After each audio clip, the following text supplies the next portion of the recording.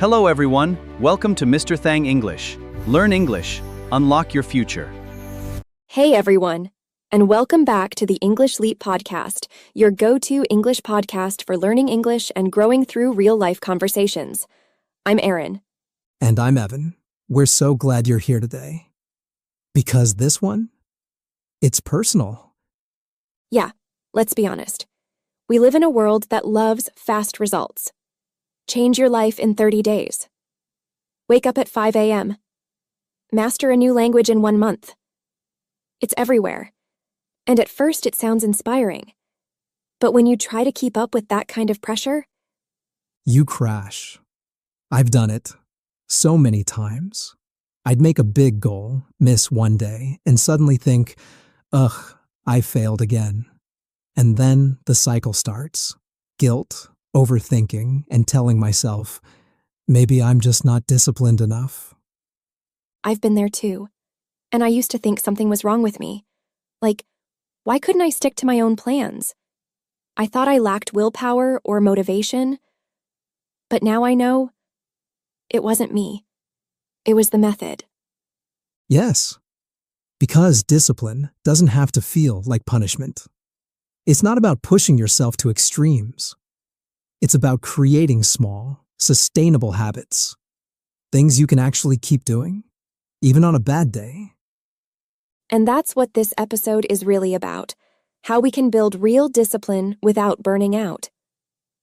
We'll share 5 micro habits that helped us stay consistent, even when life got messy, stressful, or unpredictable. These habits are simple, almost too simple.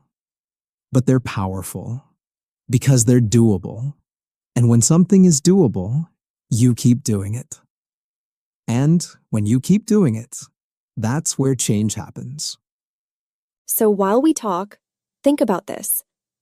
What's one small thing you can do every day, even when you're not feeling your best? That one habit could be the start of everything. Oh, and a little later in the episode, we'll also be joined by Crystal for her vocabulary breakdown. She'll explain the natural English words and phrases from today's episode. So if you're learning English, you'll get even more out of it. And if you want to go deeper, we've also created a free downloadable PDF with all the vocabulary, reflection prompts, and mini comprehension and grammar exercises. You'll find the link in the episode description. All right, ready to take the pressure off and build discipline in a new way? Let's dive into it. Here's the first micro habit that changed everything. For years, I thought discipline meant going big. If I wanted to be consistent, I had to push hard. So I made these huge promises to myself. I'll write for 2 hours every day, or I'll go to the gym 5 times a week. And each time I couldn't keep up, I felt like I had failed. I didn't just break a routine, I broke my trust in myself. And then I heard something that shifted everything. Make the habit so small, it's impossible to fail. I didn't really get it at first, but one day I told myself, don't write 2 pages, just write 1 sentence. And I did. That day, I wrote 1. The next day, I wrote 3. And slowly, it became part of my rhythm. Yeah, I've had a similar moment with exercise. I used to think, if I don't work out for 45 minutes, it's not even worth it. But when I shrunk the habit, like literally, just stretch for 2 minutes, it removed all that pressure, no guilt, no failure. And the wild thing is, once I started, I usually kept going. That's the secret. Action creates momentum. Exactly. Shrinking the habit isn't about lowering your ambition, it's about lowering the barrier. When something feels light and doable, it becomes easier to start. And once you start, you realize you're not lazy, you're just tired of carrying too much. So if you're struggling with consistency right now, don't try to do more. Try to do less. Make it ridiculously easy. 1 push-up, 1 new English word, 1 deep breath before you check your phone. That's where real change begins. So once I got into the habit of showing up, even just a little bit each day, something surprising started happening. I became more aware of how I talked to myself and how often I apologized, even when I'd done nothing wrong. I used to say, sorry for everything. Sorry I'm late. Sorry I talk too much. Sorry for asking again. I thought I was being polite, but what I was really doing was shrinking myself. I was sending myself, and everyone else, the message that I was somehow in the way. That hits. I used to say sorry in work emails, even when it wasn't necessary, like, sorry to bother you, or sorry for the late reply, even if it was just 1 hour late. And over time, that language made me feel smaller, like I had to apologize for existing. Then someone told me, don't say sorry, say thank you. So instead of sorry I'm late, now I say, thank you for waiting. Instead of sorry I'm talking too much, I say, thank you for listening. It doesn't just sound better, it feels better. It shifts the energy, from guilt to gratitude. It's a tiny change that builds a very different mindset. And honestly, it helps your English sound more confident and natural too. These kinds of real kind phrases, they're what make communication feel human. So here's the micro habit. Pay attention to your automatic apologies and gently replace them with thanks. It builds self-respect, and people will feel that energy from you. And here's the beautiful thing. Once you stop shrinking yourself, once you stop apologizing for taking space, you start to feel more present, more alive. You begin to notice what's already good around you. And when you do, you realize maybe life doesn't always need fixing. Maybe it just needs noticing. That's exactly what happened to me. I remember this one evening, I was walking home, headphones in, tired from the day, and the sunlight hit just right. That soft, golden glow, the kind that feels warm even on a cool day. And without thinking, I stopped. And this thought floated up. If this isn't life, I don't know what is. Ever since then, it became a quiet habit. When my coffee tastes just right, when I hear birds while waiting at a traffic light, when the world is chaotic, but for a few seconds, I feel okay. I pause and say it, out loud or just in my head. If this isn't life, I don't know what is. And I love that so much, because we live in a world that makes us think meaning only exists in big achievements. But it's the little things that stick. That 5-second pause, that first deep breath in the morning, that song that hits you right in the chest. And for people who are trying to be more disciplined, I'll say this. Don't just track how many habits you complete. Track how many moments you truly lived. Because discipline isn't just about doing. It's about feeling grounded in your life. So here's the habit. The next time something small feels good, even for 5 seconds, pause and say that line. Say it until your mind learns how to slow down and feel again. Because maybe this is life. Maybe this small, ordinary moment is exactly what we've been rushing past. You know what's funny? Once I started noticing the good, those little joys, I also started noticing something else. The things that pull me away from that peace. And the biggest one? Stress. Yeah. It creeps in so quietly sometimes. A tight chest, a racing thought, and suddenly the calm is gone. I used to think stress meant I was doing something wrong, but now I see it differently.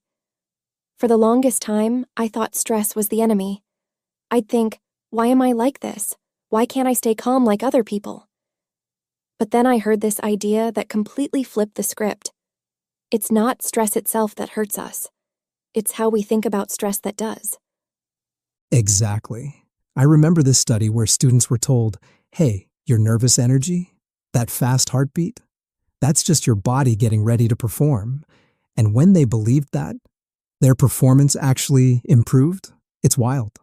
Ever since I heard that, I've started changing how I talk to myself when I feel stress coming on. Instead of, ugh, I need to calm down, I say, my body is getting ready for something important. Instead of, I hate this feeling, I say, this means I care. And that tiny mental shift, it's powerful. Because when you stop seeing stress as danger, you stop trying to escape it. You use it. You channel it. So here's the micro habit. Don't push stress away right away. Pause. Reframe it. Ask, what's this stress actually trying to tell me? Maybe it's excitement. Maybe it's growth. Maybe it's fear that needs to be heard, not silenced. And that pause, the one where you choose how to respond to stress instead of reacting, that pause, it shows up in other places too. In conversations, in tough decisions, in everyday moments when something pushes your buttons. And that brings us to one last habit, the one that made me more patient, more calm, and honestly, more proud of how I carry myself. I used to be quick with words, too quick. Someone would say something, and I'd snap back without thinking. Or I'd get an email that upset me, and boom, instant reply. And I'd regret it almost every time. Yeah, I've had that too. That urgency to respond right away. It always felt like control. But now I realize true control is in the pause. So now, I've built a habit. When something triggers me, I give myself permission to wait. I say, let me get back to you. Or I just take a deep breath and sit with the feeling. That pause doesn't make you weak. It makes you wise. Because when you respond instead of react, you stay aligned with the kind of person you want to be. Calm, thoughtful, grounded. So here's the habit. Build a gap between the trigger and your response. Even a few seconds is enough. That small space, it protects your relationships, your peace, and your future self. And the best part is, it's trainable, like a muscle. Every time you choose to pause, you're building emotional discipline. And that, to me, is real strength. I love that. And if you've made it this far, thank you for staying with us. We know today's episode was more personal, more reflective, but we hope it gave you some peace and permission to go gently. And of course, now it's time for one of our favorite parts of the show. Let's slow down even more and break down some of the beautiful words and phrases we use today. That's right. It's time for Crystal's vocabulary breakdown. Whether you're learning English or just love words with heart, Crystal's here to walk you through them. Take it away, Crystal. Thanks, Aaron. Thanks, Evan. And hello again, lovely listeners. It's Crystal here, and I'm so glad you're still with us.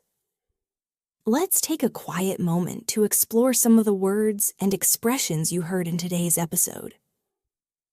As always, I'll go slow, so you can follow, repeat, and even whisper them back if you'd like. Let's start with a feeling many of us know. Lack. To lack something means you don't have enough of it, like motivation, time, or focus. Example: I used to think I lacked discipline. Say it with me gently. I used to think I lacked discipline. It's okay to feel that way. It's not forever. Now a word that speaks to strength. Willpower. Willpower is your inner ability to do something hard, especially when you don't feel like it. Example: she had the willpower to study every night.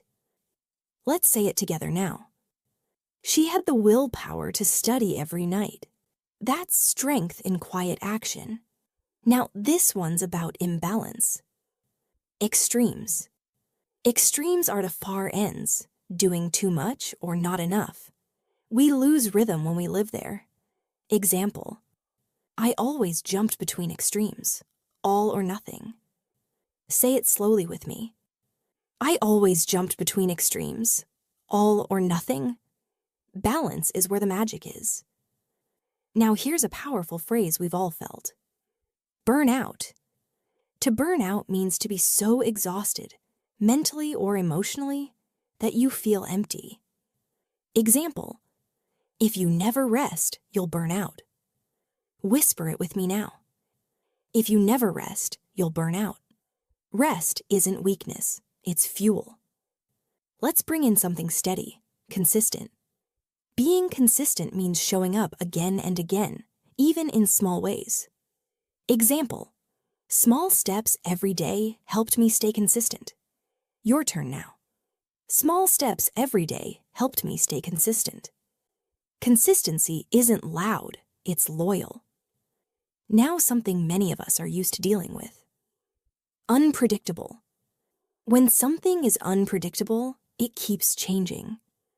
You never know what's coming next. Example, my schedule is so unpredictable lately. Say it softly. My schedule is so unpredictable lately. That's why we build habits that survive the chaos. Now, let's choose something that feels possible. Doable. If something is doable, it's small enough to try. Achievable, not overwhelming. Example, reading 1 page a day feels doable. Repeat with me. Reading 1 page a day feels doable. Small is smart. Now a word that means movement, even when slow. Momentum. Momentum is the forward energy you feel after starting. One small win leads to another. Example, once I started, I built momentum and kept going. Say this one out loud. Once I started, I built momentum and kept going. Every beginning matters. Now let's explore a word that sounds silly, but teaches something real. Ridiculous.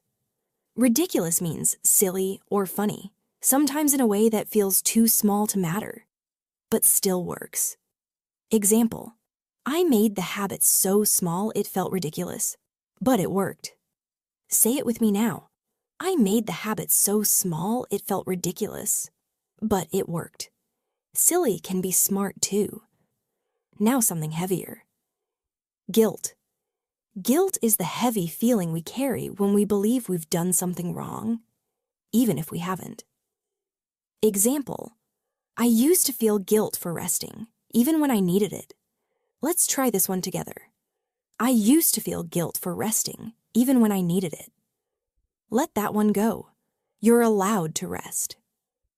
Now let's shift the feeling to something lighter. Gratitude. Gratitude is feeling thankful for something, even something small. Example, saying thank you instead of sorry helped me build gratitude. Repeat with warmth. Saying thank you instead of sorry helped me build gratitude. Thankfulness turns pressure into peace. Now something quiet that often sneaks up on us. Creep in. When something creeps in, it enters slowly, often without you realizing right away. Example, stress would creep in without warning. Say it softly now. Stress would creep in without warning. Notice it, name it, let it pass. And finally, a phrase that describes how quickly emotions can rise. Push someone's buttons. If someone pushes your buttons, they say or do something that instantly makes you feel upset. Example, he really knows how to push my buttons when I'm tired. Try it with me. He really knows how to push my buttons when I'm tired. Take a breath before the reaction. The pause is your power. That's all for today, my friend. Choose just one word from this list and let it sit with you today. Whisper it, write it, use it with care. I'll be here again next time. Until then, thank you for learning gently. Thank you, Crystal. That was lovely, as always. Yeah, so calming. I hope you listening out there feel a little lighter now. If today's episode helped you, maybe share it with a friend. And don't forget to grab the free PDF in the description. Until next time, take care of yourself and keep learning gently. See you soon.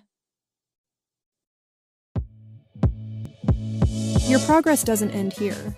To continue advancing your English skills, click on the next video or explore the additional videos we've thoughtfully selected for you.